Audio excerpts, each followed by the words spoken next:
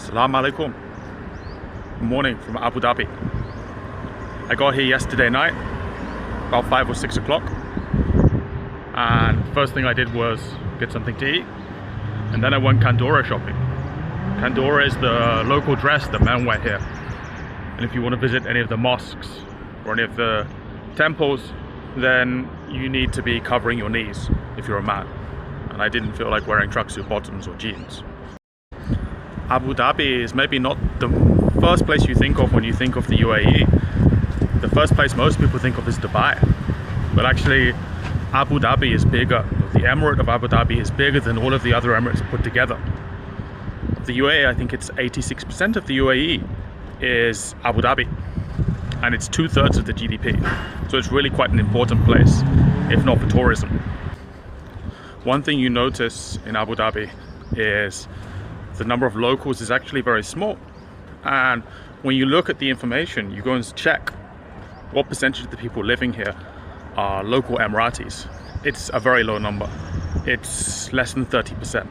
So a majority of the people here that live here, that work here, they're either tourists, it's not a huge number, or they're expatriates, so they're working to serve the local Emirati population. So you'll see here like people from India, Pakistan, Filipinos, people from all around the world who come to live and work here, but not permanently, just temporarily. So how do you know that there's a lot of expatriates here and that they're not all secret Emiratis? Well, you can look at the food, look at the restaurants, and look at the way people look. And near my hotel, for example, there's probably 10 Filipino restaurants, which I wasn't expecting. And there's lots of other Indian restaurants, Nepalese restaurants, Pakistani restaurants. So it gives you an idea of the population. This morning, I'm heading to the Grand Mosque. It's called Sheikh Zayed Grand Mosque. It's just over there.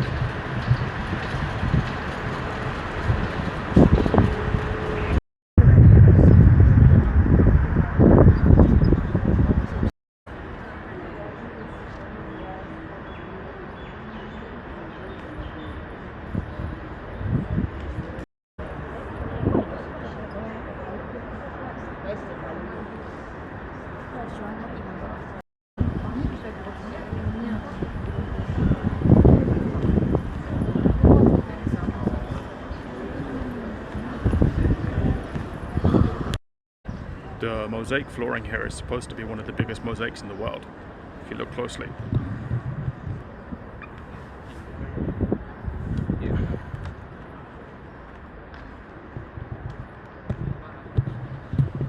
All of that courtyard is a mosaic. And apparently the Sheikh who commissioned this is buried somewhere here. Maybe in the middle there.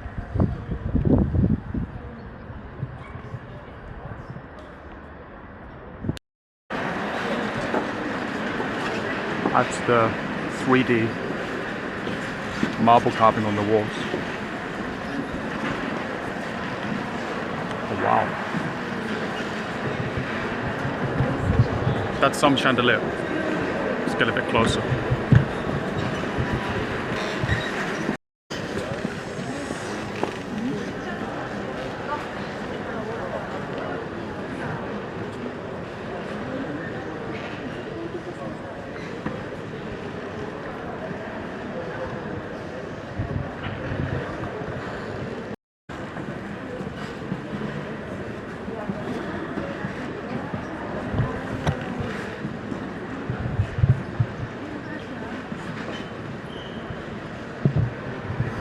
So this is the carpet that apparently is the biggest in the world. It took 1,300 Iranians 2 years to make this.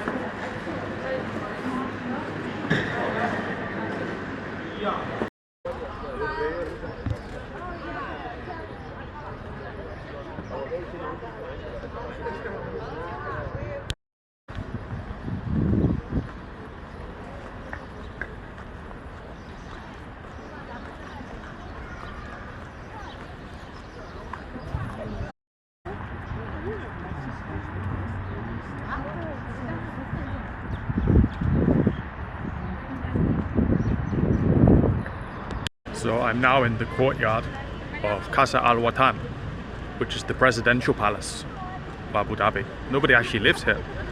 They said it's a working palace. So presumably, if you're a visiting dignitary or a king or a queen, this is the place they take you.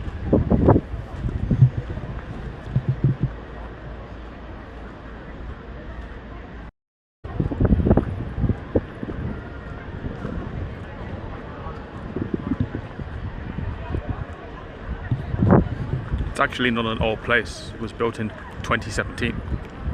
And in 2019 they decided we're going to open this up to the public. So now people can come and visit. But it's still used for work. Whatever presidential work is going on, I guess.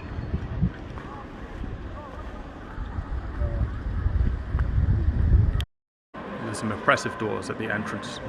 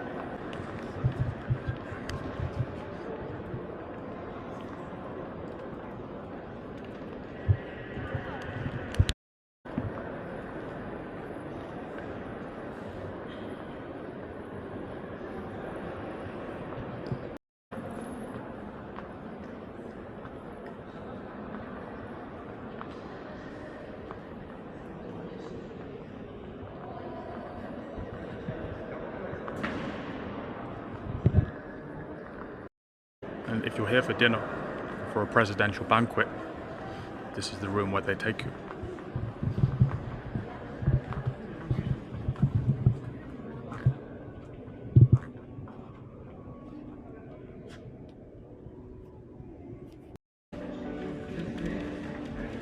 Some samurai armor, gift from Japan, I guess.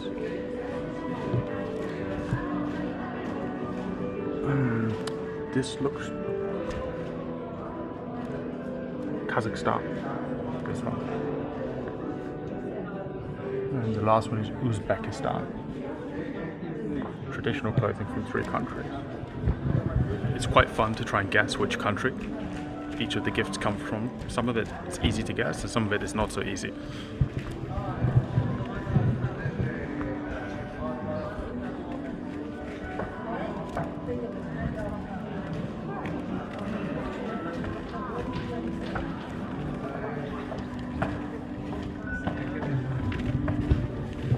Qurans, as you can guess, are all from other Muslim countries.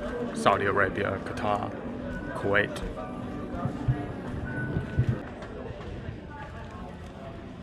And rifles from Kuwait, Bahrain. The animal statues, like the elephants, a lot of these from African countries.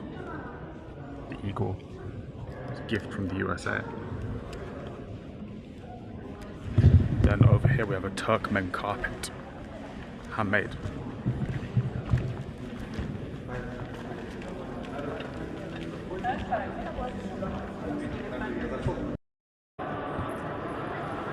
If you look at this mosaic here, and you think how long it takes to do that by hand, and then you look at how many mosaics there are, you get an idea of how much money and how much time was spent on building this place.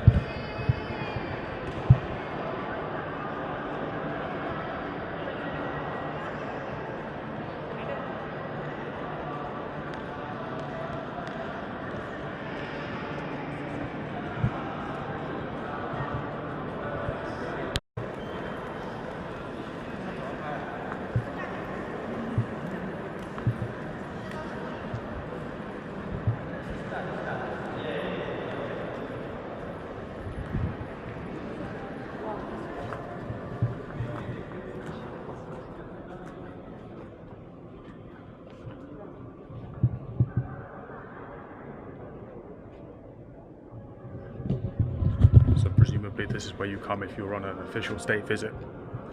I guess you'd need a microphone though, because you wouldn't be able to hear someone at the other end of the table.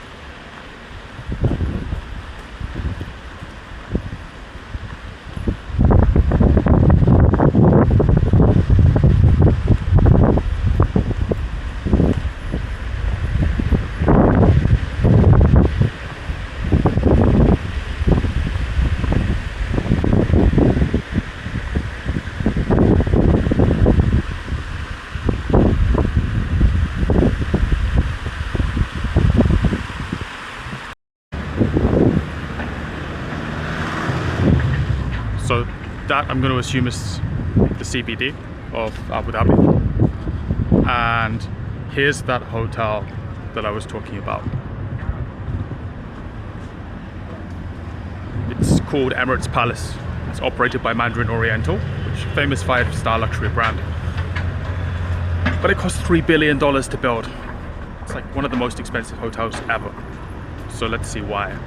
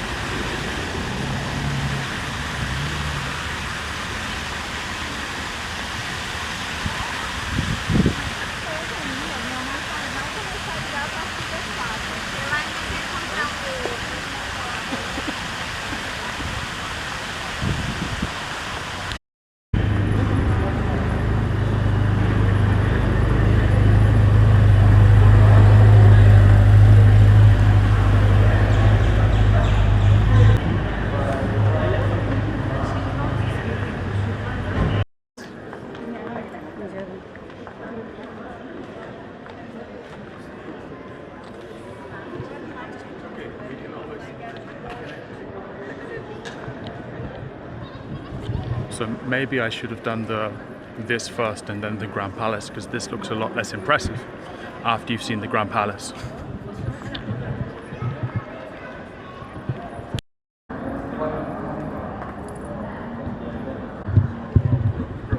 So they do have quite a nice beach, but you can't go if you're not staying here.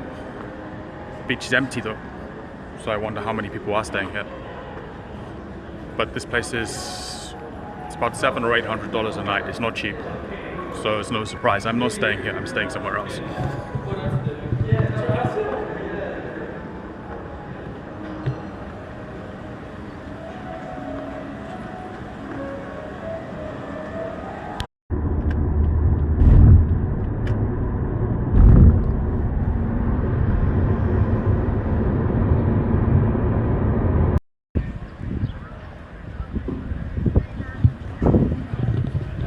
So I'm now at the Louvre, Abu Dhabi Louvre. It's part of a deal between France and Abu Dhabi. Apparently they get to use the name until 2037, and they share some artwork and do some cultural exchanges. It's funny, the street on the way here was called Jacques Chirac Street. So there's a street in Abu Dhabi named after a former French president, prime minister, I'm not sure.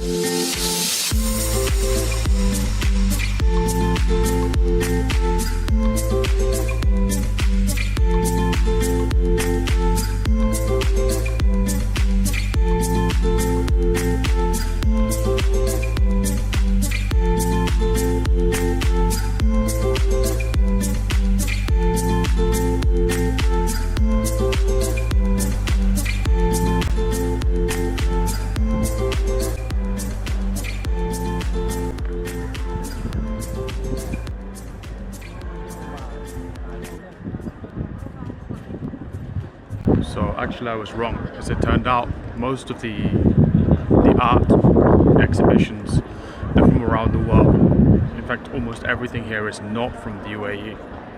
It seems to be from, it's like any other museum that you'd see in the US or the UK or Europe. It's worth coming. The collections are not huge, but I think it's worth coming if you're in the region, and it's worth coming just for the architecture of the building.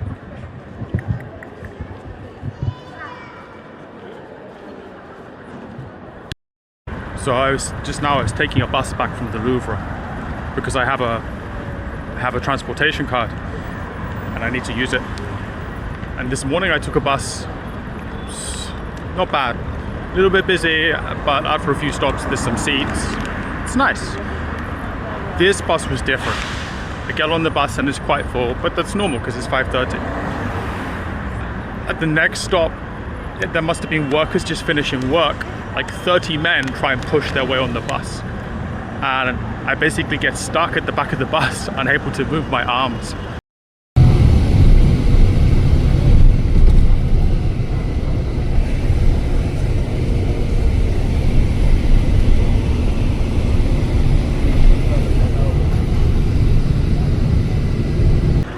And luckily they get off after 2 stops, but it was quite traumatic. I think that's a little excessive, but maybe not traumatic, but it's quite stressful, because when you get to your stop, maybe you can't get off if there's that many people. There's one other interesting thing here, is that the men and women sit apart.